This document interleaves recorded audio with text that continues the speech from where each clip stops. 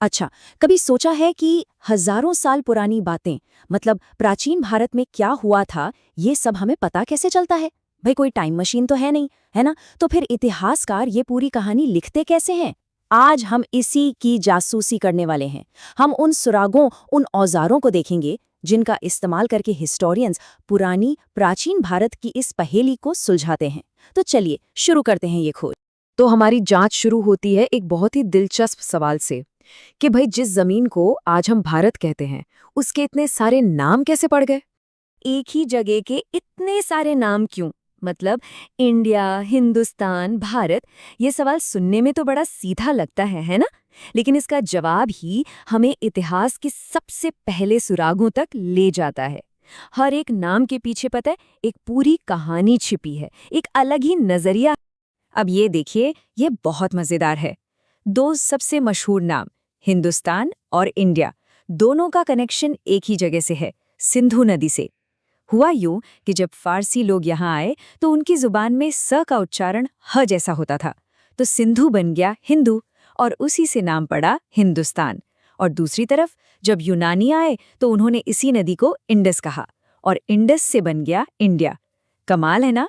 नदी एक लेकिन नाम दो, क्योंकि देखने वाले अलग अलग थे। अच्छा, तो हिंदुस्तान और इंडिया तो बाहर से आए नामों की तरह लगते हैं। फिर ये भारत नाम कहाँ से आया? देखिए, इसका ताल्लुक किसी नदी या बाहरी लोगों से नहीं है।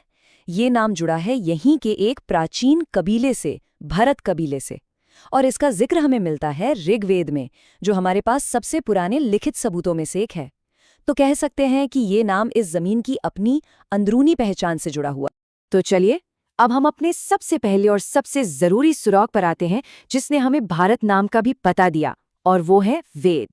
अब देखिए, वेदों को सिर्फ धार्मिक किताबें समझना एक भूल होगी। नहीं, इतिहासकारों के लिए तो ये एक टाइम मशीन की तरह है, एक खिड़की जिससे वो हजारों साल पहले झांक सकते हैं। ये ब्राह्मण साहित्य का हिस्सा है, मतलब उस दौर के विद्वानों और पंडितों ने इन्हें रचा था, और इनसे हमें उस जमाने के लोगों की जिंदगी, उनके भगवान, उनका समाज, यहाँ तक कि उनकी राजनीति के बारे में भी पता चलता है। देखिए, वेद 4 हैं और हर एक का अपना अलग काम है, अपना अलग अंदाज है। सबसे पहला और सबसे पुराना है ऋग्वेद, जिसमें देवताओं की तारीफ में भजन है। फिर आता है सामवेद, इसमें उन्हीं भजनों को गाने की धुनें हैं। कहते हैं कि भारतीय संगीत की जड़ें यहीं से जुड़ी हैं। तीसरा है यजुर्वेद, जिसमें यज्ञ और पूजा पाठ के नियम कायदे लिखे हैं। और चौथा है अथर्ववेद, जो हमें आम लोगों की जिंदगी के बारे में बताता है, उनके जादू टोने, दवा दारू और रोजमर्रा के विश्वासों के बारे में। मतलब ये चारों मिलकर उस दौर की एक पूरी रंगीन तस्वीर हमारे सामने रख देते हैं। और जब मैं कहता हूँ कि ऋग्वेद एक बड़ा ग्रंथ है, तो मेरा मतलब सच में बहुत बड़ा है। जरा इन आंकड़ों पर नजर डालिए। इसमें 10 किताबें हैं जिन्हें मंडल कहते हैं, 1028 भजन है यानी सूक्त, और 10,462 छंद यानी ऋचाएं। 10,000 से भी ज्यादा। सोचिए कितना बड़ा खजाना है जानकारी का। और इस खजाने में से एक छोटा सा सुराग देखिए, सिर्फ एक देवता, इंद्र, उनकी तारीफ में 250, जी हाँ, 250 भजन लिखे गए हैं। अब ये नंबर हमें क्या बताता है? ये बताता है कि उस समय के समाज में इंद्र कितने ज्यादा महत्वपूर्ण देवता थे। बस यही तो वो छोटे छोटे सुराग हैं जिन्हें इतिहासकार पकड़ते हैं और कहानी को जोड़ते हैं। लेकिन देखिए, कोई भी अच्छा जासूस सिर्फ एक ही तरह के सबूत पर यकीन नहीं करता, है ना? कहानी की पूरी तस्वीर बनाने के लिए इतिहासकारों को भी अपनी जांच का दायरा बढ़ाना पड़ता है। उन्हें और भी सुराग तलाशने पड़ते हैं। तो वेदों के अलावा इतिहासकारों के पास और क्या-क्या होता है? देखिए, 3 और तरह के बड़े सबूत हैं। पहला, उन विदेशी लोगों के लिखे हुए किस्से जो उस जमाने में भारत घूमने आए। दूसरा, पुरातात्विक सबूत, मतलब वो असली चीजें जो जमीन के नीचे से मिली। और तीसरा, वेदों के बाद के दौर में लिखे गए दूसरे ऐतिहासिक ग्रंथ। ये जो विदेशी यात्रियों के लेख हैं ना, ये बिल्कुल एक बाहरी गवाह की गवाही की तरह होते हैं। वो हमें एक आउटसाइडर का व्यू देते हैं।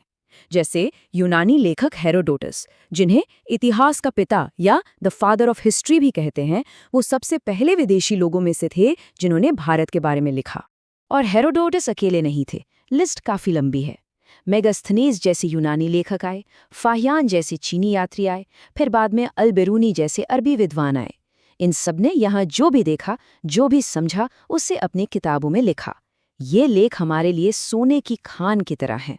हाँ, इतिहासकारों को इन्हें बहुत ध्यान से पढ़ना पड़ता है, क्योंकि आखिर ये एक बाहरी नज़र से लिखी गई बातें हैं। अच्छा, ये तो हो गई लिखी हुई बातें, लेकिन उस समय के लोग अपने पीछे क्या छोड़कर गए?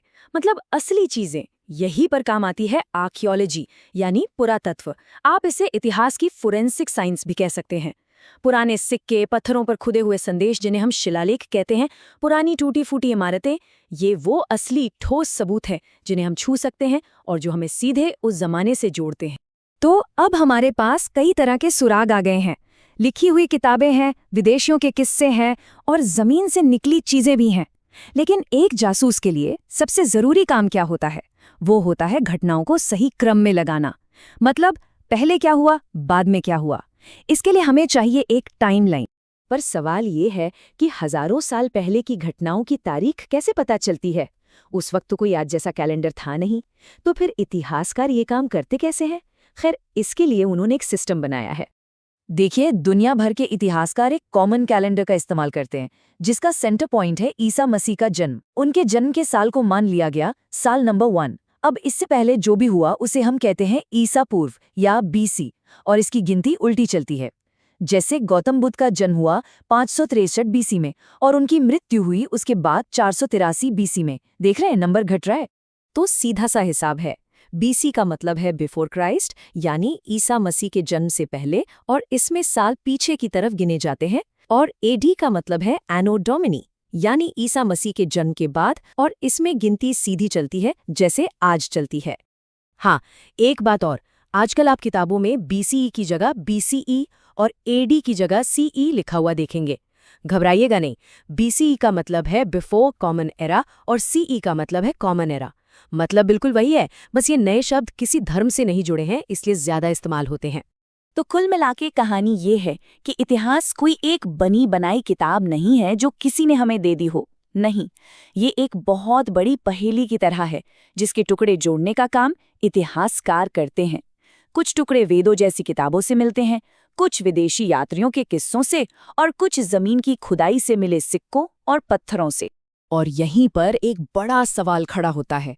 जब हर सुराग का मतलब निकालना पड़ता है, उसकी व्याख्या करनी पड़ती है, तो आखिर इतिहास है क्या? क्या ये एक साइंस है, एक विज्ञान है, या ये सिर्फ एक कहानी है जो हम मिले हुए सबूतों के आधार पर एक दूसरे को सुनाते हैं? इस पर सोचिएगा जरूर।